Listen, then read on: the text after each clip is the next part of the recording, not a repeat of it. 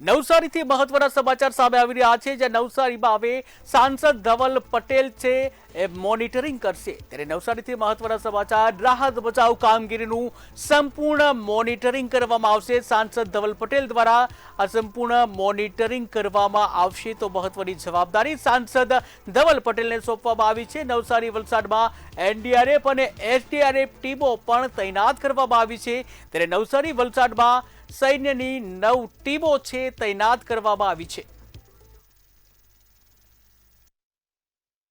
પૂરા છેલ્લા 2 દિવસથી પૂરા દક્ષિણ ગુજરાતની અંદર અતિ ભારે વરસાદ પડ્યો। એમાં ખાસ કરીને વલસાડ જિલ્લામાં 42 ઇંચ જેટલો અતિ ભારે વરસાદ પડ્યો। એ જ રીતે નવસારીમાં પણ ખેરગામ હોય, વાંસદા હોય, એ વિસ્તારમાં પણ અતિ ભારે વરસાદ પડ્યો અને સાથે ઉપરવાસમાં વધારે વરસાદ આવ્યો।